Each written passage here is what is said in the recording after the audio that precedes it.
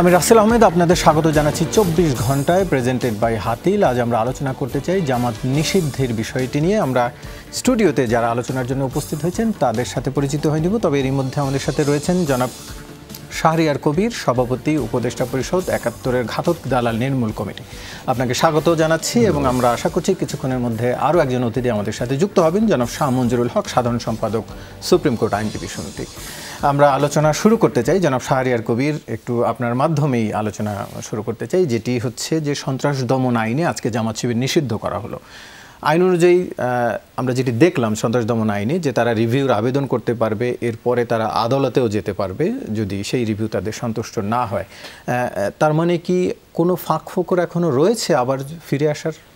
না, আমি মনে করি না, কারণ সন্ত্রাস বিরোধী আইন এটা নতুন কোনো আইন নয়। এটা জাতিসংঘের প্রস্তাব অনুযায়ী পৃথিবীর বহু দেশে এই আইনটা হয়েছে ওই 2001 সালে 9/11 ঘটনার পর, এবং আমেরিকা, কানাডা, ইংল্যান্ড, ইউরোপের অনেক দেশ, এমনকি প্রতিবেশী ভারতেও আছে। এবং এটা আইনটা কিন্তু অত্যন্ত মানসম্পন্ন একটা আইন। এটার 2013 সালে এর একটা বিয়ে করা হয়েছিল, সংশোধনী করা হয়েছিল এই সম্পত্তি বাজেয়াপ্ত এগুলো আরও ক্ল্যারিফাই করার জন্য।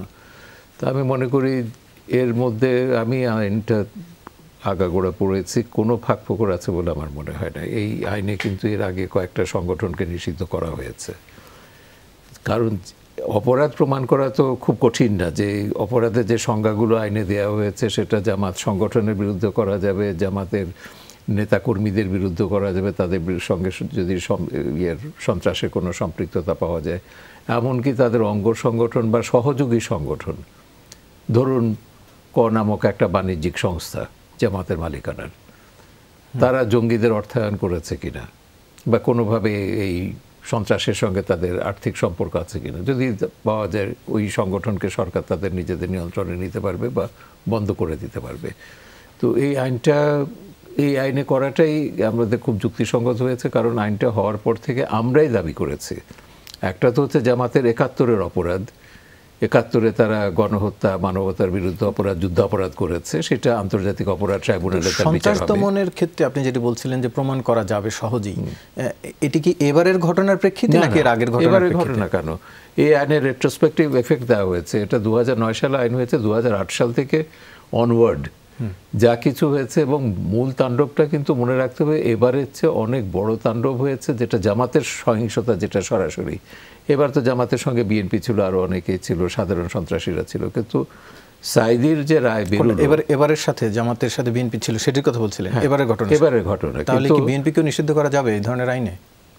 প্রমাণ থাকলে কেন করা যাবে না? প্রমাণ পেতে হবে, কিন্তু জামাতের প্রমাণ কি পাওয়া গেছে এখন? জামাতের যদি রাজনীতিটা দেখেন, এই জামাতের দর্শনটাই হচ্ছে সন্ত্রাসের দর্শন। আপনি যদি মওদুদিবাদ যদি বিশ্লেষণ করেন, এই মওদুদিবাদ ধর্মের নামে, তাদের ভাষায় তাদের ইসলামের নামে যে কোনো হত্যা, সন্ত্রাস, নারী নির্যাতন বা মানবতার বিরুদ্ধে অপরাধকে বৈধতা দেয়। ৭১ সালে এই মওদুদিবাদের দ্বারাই তারা গণহত্যাকে বৈধতা দিয়েছিল। আমাদের মেয়েদেরকে পাকিস্তানের হাতে তুলে দিচ্ছে গনিমতের মাল বলে, এবং সেটা বলছে না, এটা ইসলামের কারণে, ইসলামের দোহাই দিয়ে তারা এটা করেছে, ইসলাম রক্ষার জন্য, পাকিস্তান অখণ্ডতা রক্ষার জন্য। তো আদালতে যখন সওয়াল জবাব হবে, তখন মওদুদির দর্শনটাই তখন আদালতের কাঠগড়ায় দাঁড়িয়ে যাবে। তো সেদিক থেকে বিএনপিকে এটাতে আনা একটু কঠিন হবে যদি সেরকম পর্যাপ্ত তথ্য না থাকে, প্রমাণ না থাকে। কিন্তু জামাতের ব্যাপারে আমরা 2013 সাল থেকে ওই যখন সাইদির মামলা নিয়ে, রায় নিয়ে যখন তারা সহিংসতা আরম্ভ করলো সারা দেশে, বিশেষ করে হিন্দু অধ্যুষিত এলাকায়, তখন আমরা বহু এলাকায় গেছি। যেই সন্ত্রাসী কর্মকাণ্ডের কথা বলা হচ্ছে, সরকার বা বিভিন্ন জায়গা থেকে তো বলা হচ্ছে যে বিএনপি জামাত আসলে সন্ত্রাসী কর্মকাণ্ডের সাথে জড়িত ছিল, তাহলে তো দুই দলই সমভাবে দোষী। এক দল দোষী হলে আরেক দলকে দোষী করা যাবে? যদি আদালতে প্রমাণ করা যায় যে বিএনপি অ্যাবেটার ছিল জামাতের সঙ্গে, জামাতকে তারা সহযোগিতা করেছে বা তারা নিজেরাও এটা করেছে, এটা তো তদন্ত কমিশন তো একটা হয়েছে, বিচার বিভাগেও তদন্ত কমিশন, আমরা দেখতে চাই কোন দল কতটা দায়ী। কিন্তু জামাতেরটা আমরা বারবার বলছি, 2013 সাল থেকে বলছি, জামাত যে সন্ত্রাস করেছে এই সন্ত্রাস শুধু এবারের সন্ত্রাস নয়, এর আগের সন্ত্রাসগুলো সবগুলোই আইনে আর নিষিদ্ধ করা যাবে। সেই জন্য আমরা কিন্তু 2013 সাল থেকে আমরা এই দাবিটা করছি। একটা হচ্ছে আন্তর্জাতিক অপরাধ ট্রাইব্যুনালে 71-এর গণহত্যার জন্য জামাতের বিচার করে জামাতকে নিষিদ্ধ করতে হবে, আর দ্বিতীয়টা হচ্ছে 2009 সালের সন্ত্রাস বিরোধী আইনে জামাতকে নিষিদ্ধ করতে হবে। একটু আমি এখানে, আপনি যেহেতু বলছিলেন 2013 সালের কথা, বা এর আগে থেকেই তো আসলে জামাত নিষিদ্ধের দাবি, আপনি দীর্ঘদিন ধরে এই আন্দোলনে আছেন, এই দাবির সাথে আছেন, 30 বছর ধরে এটা বলে যাচ্ছি, বহু বছর ধরে আছেন। 90-এর দশকে জাহানারা ইমাম তিনিও আন্দোলন করেছেন। এই যে দীর্ঘ দাবির পরও যেই তখনকার যে অপরাধটি ছিল যে 71-এর মানবতা বিরোধী অপরাধ বা যুদ্ধাপরাধের দায়ে জামাতকে রাজনৈতিক দল হিসেবে নিষিদ্ধ করা, সেটি তো আসলে হয়নি। সেই অর্থে কি আপনাদের আন্দোলনটি সফল হলো বলা যায়? না না, হবে না কেন? ট্রাইব্যুনাল সেই অভিযোগে তো তারা নিষিদ্ধ হয়নি। তো গঠন করা হয়েছে সেজন্যই। ট্রাইব্যুনালের আইনটা যদি দেখেন, এখানে ব্যক্তির বিচারের কথা বলা হয়েছে, সংগঠনের বিচারের কথা বলা হয়েছে। ট্রাইব্যুনালে জামাতের শীর্ষস্থানীয় নেতাদের বিচার হয়ে গেছে, এখন এটা হচ্ছে অপেক্ষমান। ট্রাইব্যুনালে কিন্তু জামাতের 71-এর গণহত্যার সঙ্গে সম্পৃক্ততা এগুলোর তদন্ত শেষ হয়ে গেছে। তদন্ত সংস্থা তদন্ত শেষ করে 2013 সালের এপ্রিলে এটা ট্রাইব্যুনালে প্রসিকিউশনকে জমা দিয়ে দিয়েছে। প্রসিকিউশন অপেক্ষা করছে সরকারের নির্দেশে। তো আইনমন্ত্রী বহুবার আমাদেরকে বলেছেন এই জামাতের বিচার বা সংগঠনের বিচার করতে গেলে আইনের একটা সংশোধনী লাগবে, কারণ আইনের সংগঠনের শাস্তির কথা বলা হয়নি। 2009 সালের আইনে, সন্ত্রাস বিরোধী আইনে যেভাবে শাস্তির কথাটা এক্সপ্লিসিটলি বলা হয়েছে, আমাদের ওই আইনে এই অ্যাম্বিগুইটা আছে। তো তখন আমাদের সভাপতি ছিলেন বিচারপতি গোলাম রাব্বানী, উনি আইনমন্ত্রীকে বলেছেন যে কি ট্রাইব্যুনাল যদি জামাতকে অপরাধী দোষী সাব্যস্ত করতে পারে, অপরাধী সংগঠন হিসেবে ঘোষণা করতে পারে, শাস্তিও তারা দিতে পারবে। বিচারকদের বিচার বুদ্ধির উপর আপনারা সংশোধন করাটাও কি খুব বেশি কঠিন ছিল আইনের? না, আমাদের মতে এটা মোটেই কঠিন কিছু না। এখন কেন করা হয়নি 10 বছর সেটা আইনমন্ত্রী জবাব দিতে পারবেন, সেটা আমি জবাব দিতে পারবো না। বাট আমি মনে করি এই আইনে যে নিষিদ্ধ করা হলো, এতে কিন্তু তাদের 71 অপরাধ থেকে দায় মুক্তি ঘটছে না। এই নিষিদ্ধ হলেও জামাতে ইসলামীকে আমরা 71-এর অপরাধের জন্য আন্তর্জাতিক অপরাধ ট্রাইব্যুনালে বিচার করতে পারবো। এটাও সময়ের দাবি। জামাত কেন? জামাতের সঙ্গে রাজাকার আলবদর রয়েছে, পাকিস্তানের হাইকমান্ড রয়েছে, সংগঠন যেসব সংগঠন 71-এ গণহত্যার সঙ্গে সম্পৃক্ত ছিল সবগুলো সংগঠনের কিন্তু বিচার করার বিধান আমাদের আইনে রয়েছে। কিন্তু সরকারের যে প্রজ্ঞাপন তাতে কিন্তু সেই আগের ঘটনার একটি রেফারেন্স রয়েছে, যেহেতু সরকার প্রমাণ রয়েছে জামাত ইসলামী অঙ্গ সংগঠন বাংলাদেশ জামাত ইসলামী ছাত্র শিবির সাম্প্রতিককালে সংগঠিত হত্যাযজ্ঞ, ধ্বংসাত্মক কার্যকলাপ, সন্ত্রাসী কর্মকাণ্ডে জড়িত, উস্কানির মাধ্যমে জড়িত ছিল। তো সাম্প্রতিককালের ঘটনার প্রেক্ষিতে তাকে নিষিদ্ধ করা হয়েছে। এটা তো সাম্প্রতিককালটা হাতের কাছে প্রমাণ রয়ে গেছে। তারা যাদের গ্রেফতার করেছে তারা নিশ্চয়ই সেসব স্বীকারোক্তি দিয়েছে বা তথ্য প্রমাণ আছে, সেটা তো আদালতে যখন শুনানি হবে তখন সেটা আমরা জানবো। কিন্তু এর আগেও একই ধরনের অপরাধ করেছে, সুতরাং অপরাধ থেকে জামাতের কোনো দায় মুক্তি ঘটছে না। 2009 সালের আইন, আপনি 2013 সালের ঘটনা বিচার করতে পারবেন, 14 সাল 15 সাল অনওয়ার্ড সবগুলো ঘটনার বিচার করতে পারবেন, সন্ত্রাসী বিচার করতে পারবেন। ওই যে যুদ্ধাপরাধের যেই দায়টি ছিল সেই প্রসঙ্গে তাদের নিষিদ্ধ না হওয়াতে কি আপনাদের মধ্যে কোনো অতৃপ্তি রয়েছে যে সেই দাবি, সেই রায়ও যেন? আমরা দাবি জানিয়ে যাচ্ছি, কারণ আপনার মনে রাখতে হবে এই ট্রাইব্যুনালও গঠন করা হয়েছে নির্মূল কমিটি গঠন হওয়ার 18 বছর পরে, আর এত বছর পরে এইটা হচ্ছে। কিন্তু আমরা লেগে আছি বলেই এটা সম্ভব হয়েছে। আমরা যদি আন্দোলন ছেড়ে ঘরে ফিরে যেতাম, দাবি ছেড়ে দিতাম, তাহলে এটা সম্ভব হতো না। তো আমি এটা জনদাবির কথা যেমন বলছি, এবং একই সঙ্গে একটা আন্তর্জাতিক চাপও ছিল। আন্তর্জাতিক মহল থেকেও বিভিন্ন সময় বলা হয়েছে জামাত একটা সন্ত্রাসী সংগঠন এবং সরকারের উচিত হবে এটা নিষিদ্ধ করা। 2015 সালে ফেব্রুয়ারিতে ইউরোপিয়ান পার্লামেন্টের প্রস্তাব নেওয়া হয়েছে, ইউরোপিয়ান ইউনিয়নে, সেখানে সরকারকে পরিষ্কারভাবে বলা হয়েছে জামাত একটা সন্ত্রাসী সংগঠন এবং সরকারের উচিত হবে এটাকে নিষিদ্ধ করা।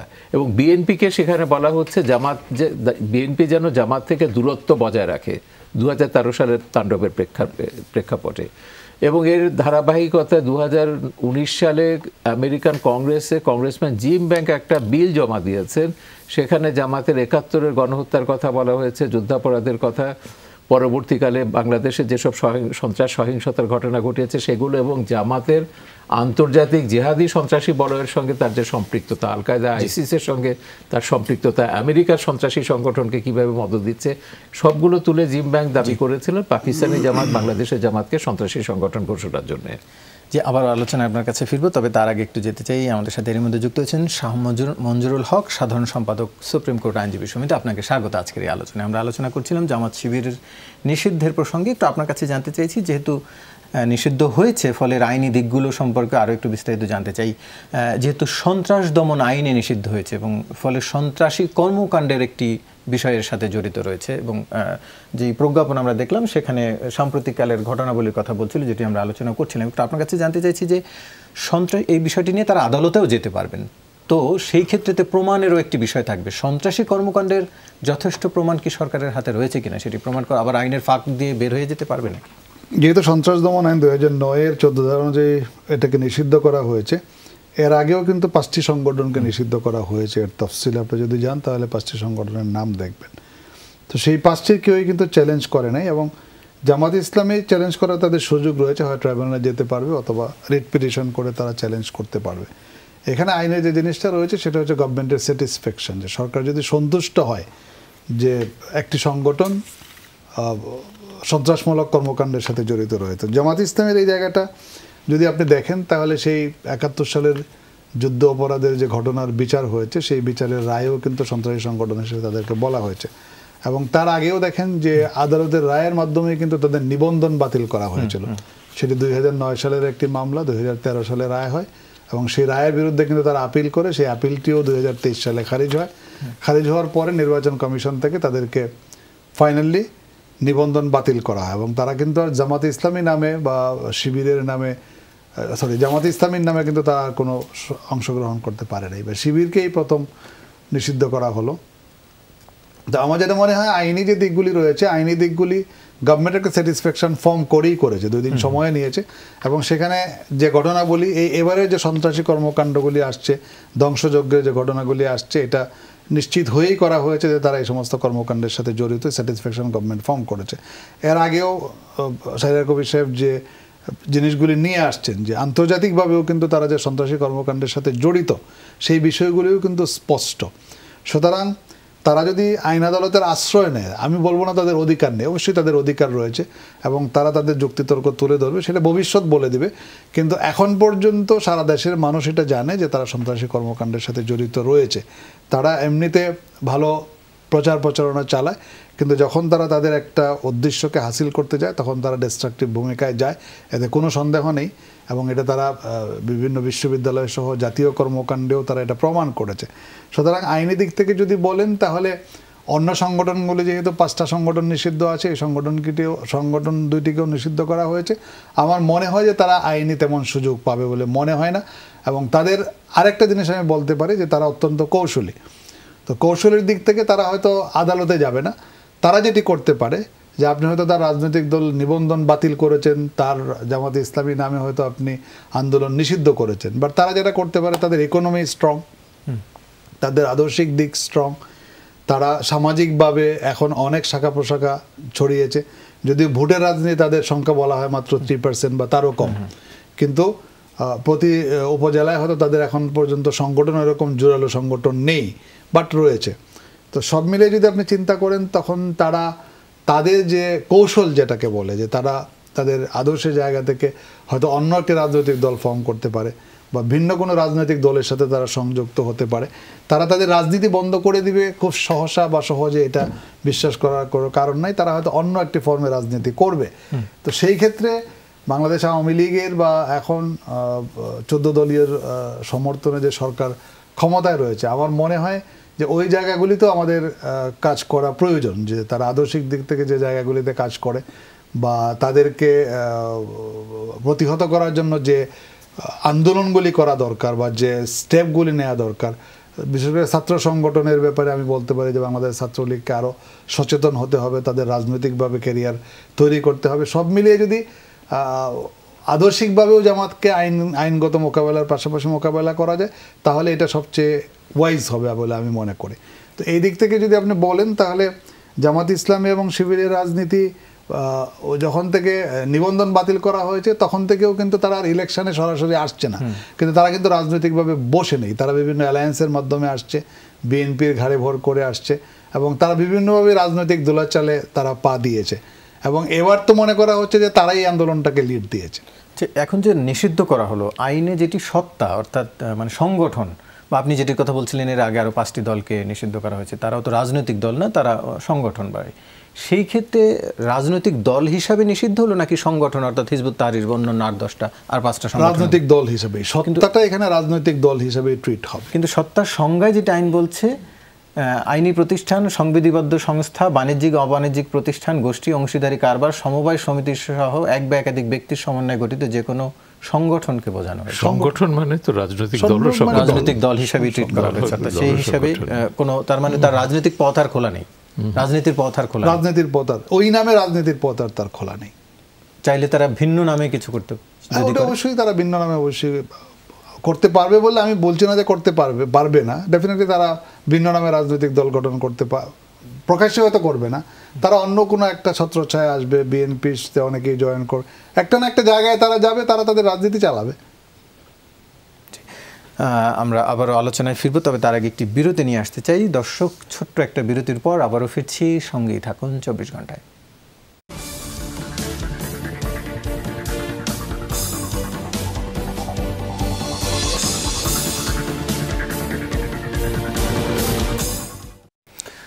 আবারও স্বাগত, দেখছেন 24 ঘন্টা। আমরা ফিরতে চাই আলোচনায়, যেতে চাই জনাব শাহরিয়ার কবির একটু আপনার কাছে। শেষ পর্যন্ত নির্বাহী আদেশেই নিষিদ্ধ হলো জামাত ইসলামী, তাহলে এতদিন কেন আসলে নিষিদ্ধ করা গেল না? নির্বাহী আদেশে যদি হয়, অভিযোগ রয়েছে যে রাজনৈতিক কারণ ছিল, বিএনপির পক্ষ থেকে বিএনপি নেতাদের অভিযোগ যে রাজনৈতিক সমঝোতার চেষ্টা করেছিল এতদিন সরকার।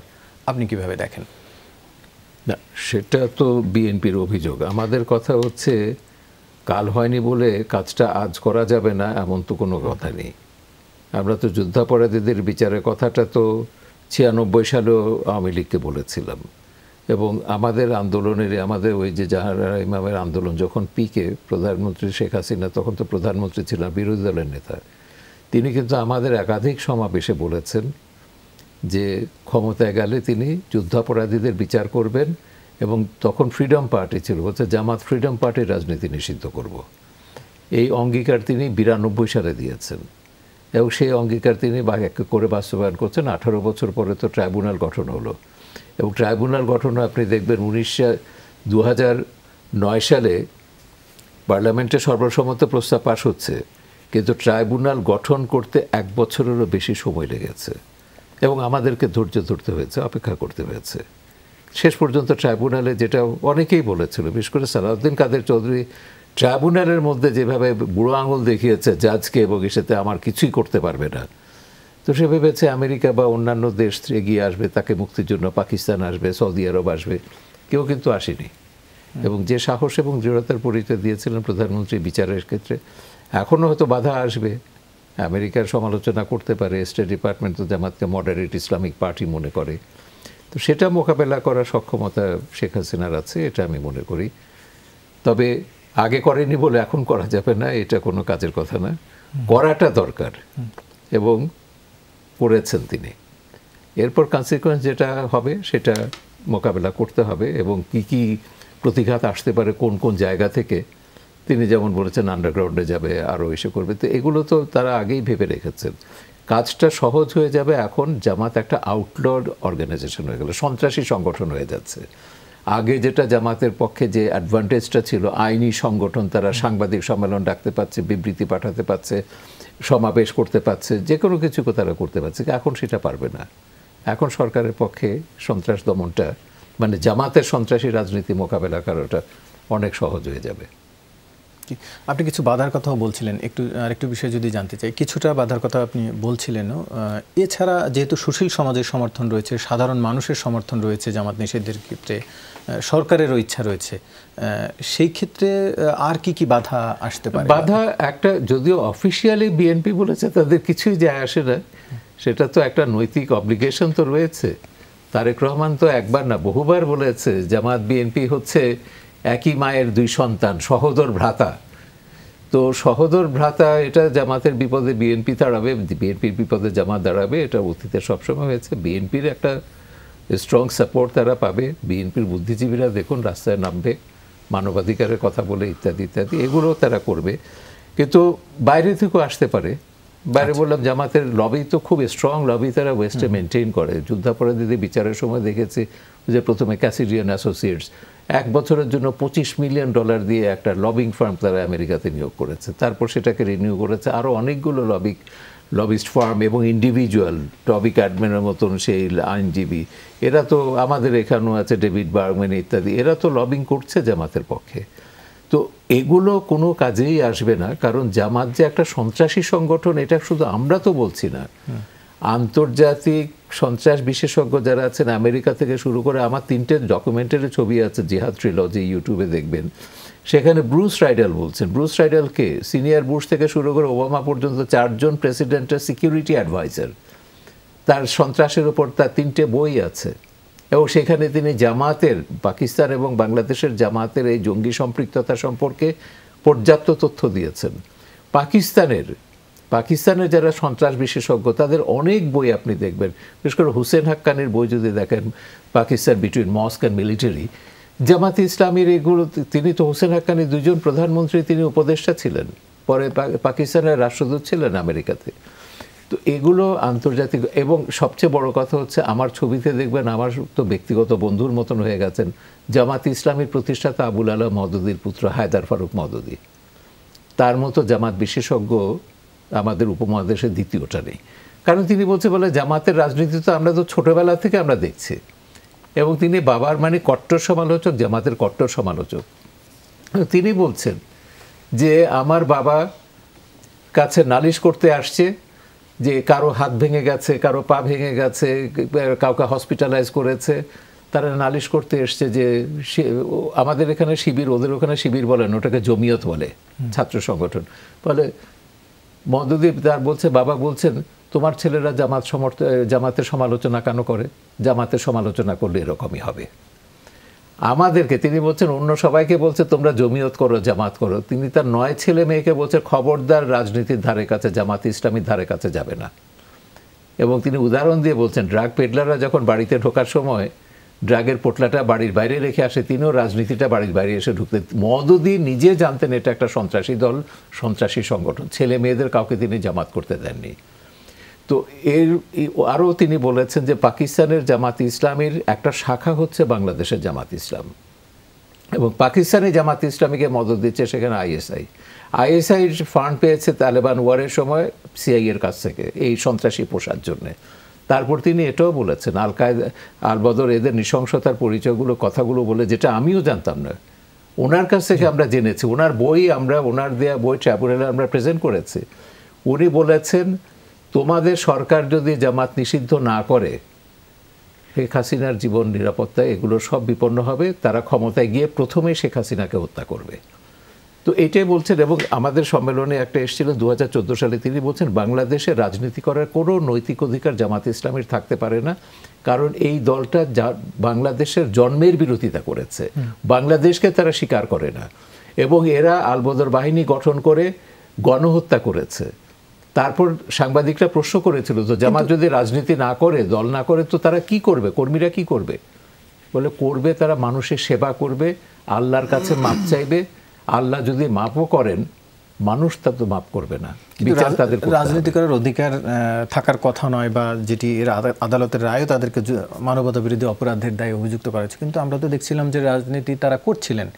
এমনকি ডেইলি স্টারের একটি রিপোর্টও রয়েছে যে 10 বছর পর 2023 সালের 1 জুন তারা পুলিশের অনুমতি নিয়ে নির্বাচনের পুলিশের অনুমতি নিয়ে তারা তাদের কর্মসূচি পালন করেছে। তো কোন প্রেক্ষাপটে? জুন মাসে এটা করেছে। মার্চ মাসে স্টেট ডিপার্টমেন্ট থেকে একটা বিশাল বিবৃতি দেওয়া হয়েছে, বাংলাদেশ সরকার জামাত ইসলামীকে রাজনীতি করতে দিচ্ছে না, তাদেরকে ইলেকশনে দাঁড়াতে দিচ্ছে না, এবং এটা রাজনৈতিক প্রতিহিংসা চরিতার্থ করা হচ্ছে। জামাত একটা আইনি সংগঠন, গণতন্ত্রের মধ্যে এই ধরনের স্পেস দিতে হবে। বিরাট বিবৃতি, একমাত্র আমরাই ওটার প্রতিবাদ করেছিলাম। আমরা বলেছিলাম সরকার নয়, এটা উচ্চতর আদালতের নির্দেশে তাদের নিবন্ধন বাতিল হয়েছে, তারা নির্বাচন করতে পারছে না। আমরা তো সরকারকে বলছি রাজনীতি নিষিদ্ধ করার জন্য। এবং সেই চাপটা তখন ছিল ইউনুস থেকে শুরু করে অনেকগুলো চাপের কারণে তখন জামাতকে তারা মানে সমাবেশ করতে দিয়েছে। তো সমাবেশ করার আরেকটা উদ্দেশ্য ছিল, স্টেট ডিপার্টমেন্ট আরো অনেক বিষয় নিয়ে কথা বলছে, সরকার কি সবগুলো মানছে বা সবগুলো কি সেটা এখন সেটা কোনোটা মানে না। আমেরিকার চাপ তো আছে, আমেরিকা তো একটা পরাশক্তি, এটা তো অস্বীকার করা যাবে না। এবং নির্বাচন তখন সামনে ছিল, 23 সালের শেষে তারা তো নির্বাচনের প্রস্তুতি নিচ্ছিল সরকার, তারা সেই জন্য হয়তো স্টেট ডিপার্টমেন্টকে নির্বাচন আগে চটাতে চায়নি।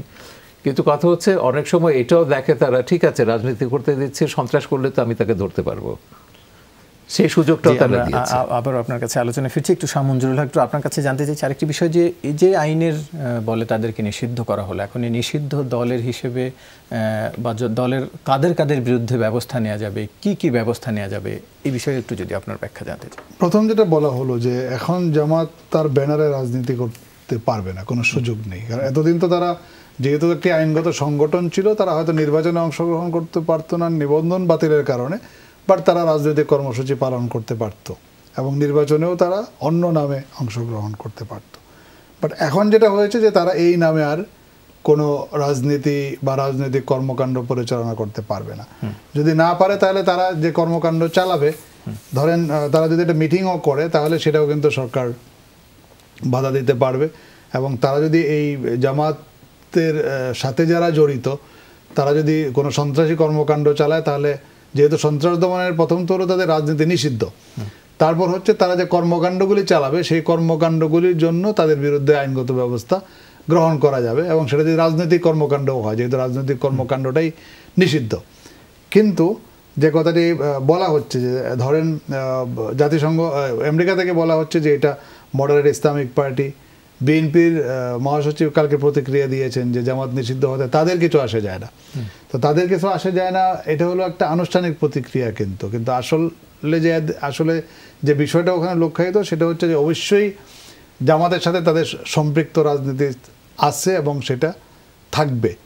তারা পাল্টা অভিযোগও দিচ্ছে যে আওয়ামী লীগের সময় তারা আওয়ামী লীগের সাথেও তারা রাজনীতি করেছে। আওয়ামী লীগের সাথে এটা রাজনৈতিক কারণেই অভিযোগ। আওয়ামী লীগের সাথে জামাতের কখনোই মিল ছিল না, জামাতের সাথে আওয়ামী লীগ কখনোই যুগপৎ রাজনীতি করে নাই, এবং কখনোই এটা আওয়ামী লীগ মনে করে না যে আমাদের সাথে তারা রাজনীতি করবে। কারণ আদর্শিক দিক থেকে জামাত ইসলামের সাথে আওয়ামী লীগ কখনোই রাজনীতি করতে পারে না। তো দ্যাটস ওয়াই এটা একটা রাজনৈতিক অভিযোগ আমি বলবো, দেওয়ার জন্য দেওয়া হয়ে থাকে। এছাড়া জামাতের যে সমস্ত সন্ত্রাসী কর্মকাণ্ড রয়েছে, যে আপনার ধরেন তারা খুব প্ল্যান ওয়েতে আগায়, প্ল্যান ওয়েতে বলতে তারা এক একটা বিশ্ববিদ্যালয়কে টার্গেট করে, এক একটি কলেজকে টার্গেট করে, তারপর বিভিন্ন প্রতিষ্ঠানকে টার্গেট করে, এবং তারা সেই 1971 সালের পর থেকে বঙ্গবন্ধুর সময় থেকে কিন্তু এটা রাজনীতি ধর্মীয় রাজনীতি যখন নিষিদ্ধ ছিল, তারা 75 পর্যন্ত নিষিদ্ধ ছিল। তারপর আস্তে আস্তে তারা শাখা প্রশাখা গজিয়েছে, জিয়াউর রহমান যেহেতু ধর্মীয় রাজনীতি করার অনুমতি দিয়েছে, দেওয়ার পর থেকে তারা বিভিন্নভাবে তারা কিন্তু তাদেরকে প্যাট্রোনাইজ করেছে। দেখেন তাদের ব্যাংক, তাদের হসপিটাল, এবং তারা বিভিন্ন সেক্টরকে সিলেক্ট করে, ডাক্তার বলেন, ইঞ্জিনিয়ার বলেন, লয়ার বলেন, তারপর বিদেশ পাঠানো বলেন, বিদেশে ডিগ্রি নেওয়ার জন্য বলেন, তারা কিন্তু প্ল্যান করে করে তাদেরকে পাঠাচ্ছে। এবং এখন তাদের লোকবল, যেটা বললাম যে ভোটের পার্সেন্টেজে যদিও তারা কম, কিন্তু তাদের আদর্শিক জায়গা থেকে তারা যে লোকগুলি তৈরি করেছে সেই লোকগুলিকে তো আপনি ইগনোর করার কোনো সুযোগ নেই। সে যদি আজকে জামাতে ইসলামের নামে রাজনীতি নাও করে, তারপরেও সমাজে তার একটি ভূমিকা থাকবে এবং ভূমিকা আছে। কিন্তু এই ভূমিকাটাকে যখন সে সন্ত্রাসমূলক কর্মকাণ্ডে ব্যবহার করবে, তখন অবশ্যই তার বিরুদ্ধে আইনগত ব্যবস্থা গ্রহণ করার সুযোগ রয়েছে। জামাতের বিরুদ্ধে সবচেয়ে বড় অভিযোগ যেটি রয়েছে যে জামাতের এই রাজনীতি নিষিদ্ধ করার দাবি আজকে একদিনের না, সেই যখন থেকে জামাত রাজনীতি শুরু করেছে তখন থেকেই কিন্তু জামাতকে রাজনৈতিকভাবে নিষিদ্ধ করার দাবি চলে আসছিল। এবং তার কারণ ছিল যে তারা মুক্তিযুদ্ধের বিরোধিতা করেছে, বাংলাদেশ জন্মের বিরোধিতা করেছে। সেই দাবিটি বাস্তবায়নে এতটা দেরি হলো কেন, যদি একই প্রশ্ন তাকে আমি করেছিলাম। এইটি ধরেন বাংলাদেশের রাজনীতিতে আপনি একটি সিদ্ধান্ত নিতে গেলে অবশ্যই একটি গণতান্ত্রিক সরকারকে অনেকভাবেই চিন্তা করতে হয়, এবং সেই চিন্তায় যখন দেয়ালে পিঠ থেকে যায় তখন একটা সিদ্ধান্ত নিতে হয়। এতদিন হয়তো জামাত ইসলামী তার রাজনীতির যে অবয়ব ছিল সেই অবয়বে হয়তো একটা টলারেন্সের জায়গা তৈরি করেছিল বিদায়, অথবা করলে কি হবে না করলে কি হবে সেটার একটা ব্যালেন্স অফ কনভিনিয়েন্স ইনকনভিনিয়েন্সের জায়গা ছিল বিদায় হয়তো সেটি করা হয় নাই, কিন্তু এখন যখন দেয়ালে পিঠ ঠেকেছে তখন মাননীয় প্রধানমন্ত্রী সিদ্ধান্ত নিয়েছেন এবং 14 দলের সাথে আলোচনা রাজনৈতিক কারণে এতদিন করা হয়নি। বাট আমি অবশ্যই রাজনৈতিক কারণ, কিন্তু রাজনৈতিক কারণ বলতে আবার বিএনপি যেটাকে মিন করে আমি কিন্তু সেটাকে মিন করছি না।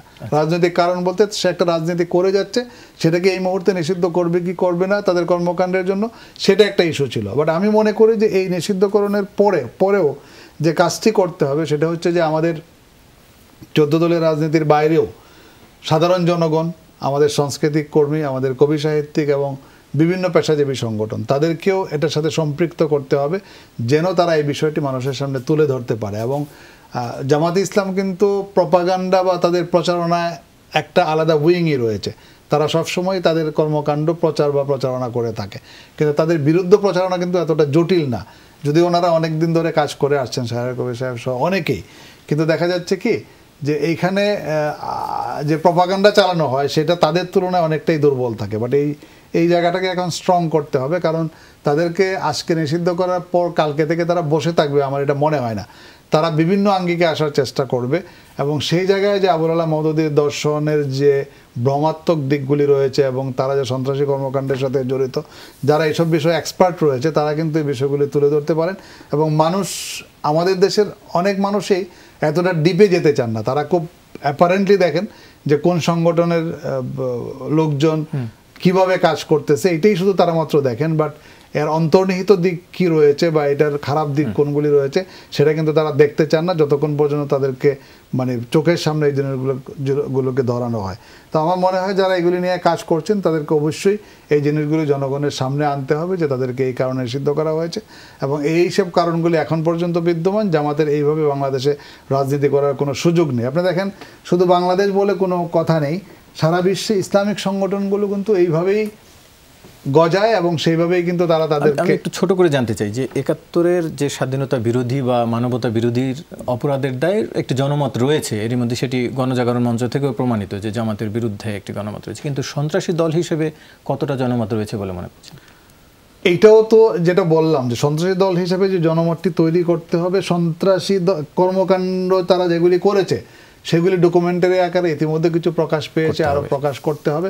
বাট আমি এটাও মনে করি যে তাদের মিডিয়া উইং, যেটা ইউটিউব বলেন, ফেসবুক বলেন বা সামাজিক যোগাযোগ মাধ্যম বলেন, সব উইংয়ে কিন্তু তারা অনেক বেশি শক্তিশালী।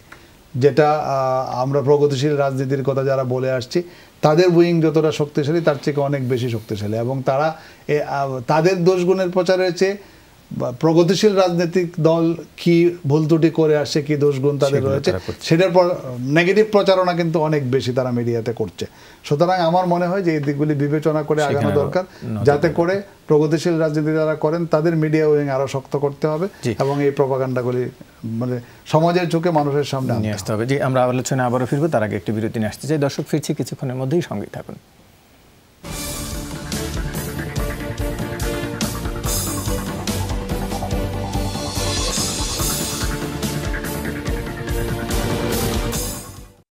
আবারও স্বাগত, দেখছেন ২৪ ঘন্টা প্রেজেন্টেড বাই হাতিল। আমরা ফিরতে চাই মূল আলোচনায়, যেতে চাই জনাব শাহরিয়ার কবির। একটু জানতে চাইছি যে এরপরে আসলে কি হতে পারে রাজনৈতিক অঙ্গনে? এই জামাত নিষিদ্ধের ফলে কোনো রাজনৈতিক সংঘাতের আশঙ্কা রয়েছে কিনা, যেটির কথা সরকারিভাবেও বলা হচ্ছে যে প্রস্তুতি নিয়েছে। এটি কি সাম্প্রতিক যে আন্দোলন ঘটছে এই ক্ষেত্রেও তার কোনো ইম্প্যাক্ট পড়তে পারে কিনা? না, জামাত তো অন্তর্ঘাত যেটা, সেখান থেকে সরে আসবে মনে করার কোনো কারণ নেই। আগে যেটা খোলাখুলি করতে, এখন সেটা গোপনে করবে, আরও পরিকল্পিতভাবে করবে। আমাদেরকে সাবধান থাকতে হবে সেবামূলক যে সংস্থাগুলো আছে সেখানে। এখন যদি এমন একটা হয় ইলেকট্রিক সাপ্লাই থাকলো না আপনার 3 দিন সারা দেশে, গ্যাস বন্ধ হয়ে গেল, তো এরকম কতগুলো জায়গায় আমি মনে করি সরকারকে অনেক বেশি নজরদারি, পাহারাদার এগুলো করতে হবে। এবং প্রশাসনের কথা আমি বারবার বলি যে প্রশাসনের রন্ধ্রে রন্ধ্রে তারা বসে আছে, সমস্ত লেয়ারে। আপনি সিভিল প্রশাসন বলেন, পুলিশ বলেন, ইন্টেলিজেন্স বলেন, সব জায়গাতে তারা আছে। এখন তাদেরকে আপনি কিভাবে নিয়ন্ত্রণ করবেন? তাদেরকে যদি খুঁজে বার করতে না পারেন তো সাবোটাজ আপনি বন্ধ করতে পারবেন না। তো সাবোটাজগুলোর ব্যাপারে করতে হবে। আর আমি একটা কথা যেটা আপনি প্রশ্ন করলেন ট্রাইব্যুনালের ব্যাপারে, যে সংগঠন হিসেবে কেন বিচার করলো না, ব্যক্তির বিচার করাটা যতটা সহজ ছিল, সহজ মোটেই ছিল না। ব্যক্তির বিচারের সময় জাতিসংঘ থেকে শুরু করে পাকিস্তান, আমেরিকা, টার্কি বহু দেশ এটা বিরোধিতা করেছে, সমালোচনা করেছে। কিন্তু সংগঠন করলে আরও বেশি বিপদ হবে। আমরা তো দাবি করেই খালাস যে বিচার করতে হবে, সংগঠনের বিচার করতে। কনসিকোয়েন্স কী হবে, প্রতিঘাতটা কীভাবে হবে? যখনই আমি পাকিস্তানের বিচার করবো, জামাত তো মানে জামাত না, পাকিস্তান হাইকমান্ডে বিচার করতে, পাকিস্তান হাইকমান্ডে বিচার করতে গেলে তো আমেরিকার নাম আসবে, পাকিস্তানকে তখন যারা অস্ত্র দিয়েছিল অ্যাবেটার যারা, তাদের নাম আসবে, চীনের নাম আসবে, তথাকথিত মুসলিম উম্মা আসবে। সরকার কতগুলো সামলাবে? তো সরকারকে তো এগুলো তো ভাবতে হবে, আটঘাট নেমে সংগঠনের বিচারে নামতে হবে। এখনও তো সেটি সামলাতে হবে না, সামলাতে হবে, সামলেছেন তো প্রধানমন্ত্রী শেখ হাসিনা, সেটা সামলেছেন। আমেরিকার যে ইয়ে থেকে স্টেট ডিপার্টমেন্ট বলুন, জাতিসংঘের মহাসচিব যখন তাকে ফোন করছেন, টার্কির প্রেসিডেন্ট ফোন করছেন, পাকিস্তানের প্রস্তাব নেওয়া হচ্ছে পার্লামেন্টে বাংলাদেশের বিরুদ্ধে, কঠিন জবাব দিয়েছেন তিনি পরিষ্কারভাবে। আমার ছবিতেও আছে, ইন্টারভিউতে তিনি বলেছেন, আমার দেশের অপরাধের বিচার আমার দেশের আইনে আমি করব, এখানে অন্য কোনো দেশ নাক গলাতে পারে না। এই মান্যতা পৃথিবীর সবাইকে দিতে হবে। অপরাধ হয়েছে আমার দেশে, আমার দেশে আইন আছে, পৃথিবীর প্রত্যেক দেশের বিচার ব্যবস্থা স্বাধীন, সার্বভৌম। আমরা যেমন আমেরিকার গুয়ান্টানামোতে যাদের আত্মপক্ষ সমর্থনের সুযোগ নেই, সেই মামলা নিয়ে যেমন আমাদের সরকার কোনো কথা বলতে পারে না, আমেরিকার বিচার ব্যবস্থা এটা হচ্ছে। সৌদি আরব যেমন হাত কেটে ফেলছে, গলা কেটে ফেলছে, এগুলো যে একটা যে বর্বর একটা বিচার প্রথা, না সরকারিভাবে আমেরিকাও এর প্রতিবাদ করতে পারবে না, বাংলাদেশও বলতে পারবে না আমরা এটা মানি না। আপনাকে প্রত্যেক দেশের বিচারকে সার্বভৌম রেসপেক্ট করতে হবে। জি, আমরা একটু যেতে চাই জনাব শাহ মঞ্জুরুল হক, আপনার কাছে জানতে চাইছি যে বৈষম্য বিরোধী আন্দোলন চলছে চলমান, এবং এই সময় জামাত ইসলামী এবং শিবির নিষিদ্ধ করা হলো, এর ফলে কি আন্দোলন নিয়ন্ত্রণ করা যাবে বলে মনে করছেন? দেখুন, এটা আন্দোলন নিয়ন্ত্রণের সাথে সম্পৃক্ত বলে আমি মনে করি না। আন্দোলনটি তো ইতিমধ্যেই আমরা সবাই একমত এই জায়গাটায় যে কোটা বিরোধী আন্দোলনটি জামাত শিবির এবং বিএনপি মিলে একটা তৃতীয় শক্তি হয়ে এটাকে একটা জাতীয় রূপ দিয়েছে আন্দোলনটিকে, এবং আন্দোলনটি একদম ঢাকা শহরের চতুর্দিক তারা ঘেরাও করেছে, সেই সাথে সারা বাংলাদেশে ছড়িয়ে পড়েছে। সুতরাং সেই আন্দোলনটি সরকারকে যেভাবে মোকাবেলা করতে হবে আমরা আগে থেকেই বলে আসছি যে একটি তো আদালতের মাধ্যমে সুরাহা হলো তাদের কোটা আন্দোলন। দেখুন, কোটা আন্দোলন থেকে যখন এটা সুরাহা হয়ে গেল, সেটাকে কিন্তু যারা সমন্বয়ক তারা স্বাগত জানিয়েছে রায়টিকে, এবং সুশীল সমাজ সহ সবাই এটাকে অ্যাকসেপ্ট করছে যে সুপ্রিম কোর্ট অ্যাপেলেট ডিভিশন যে রায়টি দিয়েছে সেই রায়টি অত্যন্ত যোগোপযোগী এবং যৌক্তিক, এবং এই সময়কারের জন্য অনেক বেশি প্রয়োজন ছিল, এবং সবাই এটাকে স্বাগত জানিয়েছে। এখন যেটা প্রয়োজন সেটা হচ্ছে যে তারা যে অন্য দাবিগুলি দিয়েছে সেই দাবিগুলি নিয়ে অবশ্যই সরকারকে চিন্তা করতে হবে, কারণ এখানে সাধারণ ছাত্রছাত্রীদের ব্যানারে আন্দোলনটি করা হচ্ছে। সুতরাং সাধারণ ছাত্রছাত্রীদেরকে অবশ্যই সরকারের আস্থায় কিছুটা হলেও আনতে হবে, এবং যে সমস্ত যে সকল মাননীয় মন্ত্রীদেরকে দায়িত্ব দেওয়া হয়েছে, আমি মনে করি তারা স্টুডেন্টদের সাথে আলোচনা করে, আন্দোলনের পথটাকে আর খোলা না রেখে তারা স্টুডেন্টদের সাথে আলোচনা করে যে ইস্যুগুলি বাকি রয়েছে তার যেগুলি যৌক্তিকভাবে সমাধান করা সম্ভব সেগুলি সমাধান করা। এবং অবশ্যই আমি একদম অস্বীকার করব না, এই জামাত শিবির নিষিদ্ধ করার ফলে আন্দোলন একটি মাত্রা পেতে পারে, এটা কিন্তু অস্বীকার করার কোনো সুযোগ নেই। আবার সেটা কিভাবে পাবে সেটাও ফোর্সি করা একটু ডিফিকাল্ট আছে, বাট একটা মাত্রা যে পাবে এতে সন্দেহ নেই। এবং সরকার, মাননীয় প্রধানমন্ত্রী, আইনমন্ত্রী কিন্তু আজকেও বলেছেন যে হ্যাঁ, আমরা এটার জন্য প্রস্তুত আছি, যে আমার যদি কোনো হিংসাত্মক বা ধ্বংসাত্মক কার্যকলাপে আবারও লিপ্ত হয় তাহলে সেটাকে প্রতিহত করা হবে। কিন্তু এই জায়গাটাকে চিহ্নিত করতে হবে যে কোনটা জামাত শিবিরের কাজ, কোনটা বিএনপি সন্ত্রাসীদের কাজ, বা সেটি কিভাবে করবে দুর্বৃত্ত যারা, এটা অলরেডি বাইফার্কেট কিন্তু হয়েছে। অলরেডি যারা কোটা বিরোধী আন্দোলন করছিল তারা বলছে তারা এসব সন্ত্রাসী কর্মকাণ্ডের সাথে জড়িত না। সন্ত্রাসী অনেক শিক্ষার্থীদের তো কারাগারে নেওয়া হয়েছে, আটক করা হয়েছে, এবং আজকে কিন্তু আইনমন্ত্রী বলেছেন যে যারা পরীক্ষার্থী এবং যারা এই সমস্ত, ছাড়াও তো বিশ্ববিদ্যালয়ের শিক্ষার্থী, আমি বলছি যারা এই সমস্ত কর্মকাণ্ডের সাথে জড়িত নয়, এরকম যদি এফআইআর থেকেই বোঝা যাবে, তখন তাদের জামিনের ব্যাপারে কিন্তু রাষ্ট্রপক্ষ সহযোগিতা করবে এবং তাদের জামিন হয়ে যাবে। এখন ধরুন একটি আন্দোলন হয়েছে, যে আন্দোলনটি একদম সারা দেশব্যাপী বিস্তৃত হয়েছে এবং ঢাকা শহরকে প্রায় অচল করে দেওয়ার মতো অবস্থা ছিল, এবং আন্দোলনের পিছনে যে ষড়যন্ত্র ছিল সেটা হচ্ছে সরকার পতন। তো সেই জায়গায় যে আন্দোলনটি করেছে, যারা করেছে, আপনার কি মনে হয় যে তাদের বিচার না হোক? অবশ্যই তাদের বিচার হওয়া প্রয়োজন, এবং এই ক্ষেত্রে এখন সজাগ দৃষ্টি রাখতে হবে যে যেহেতু ছাত্ররা এখন পর্যন্ত আন্দোলন জিয়ে রাখতে চাচ্ছে, তাদের বিভিন্ন কর্মসূচি তারা দিয়ে যাচ্ছে, সুতরাং এই কর্মসূচিগুলিকে কেন্দ্র করেই কিন্তু জামাত শিবিরের জন্য আলাদা কর্মসূচি দেওয়ার কিন্তু দরকার নেই।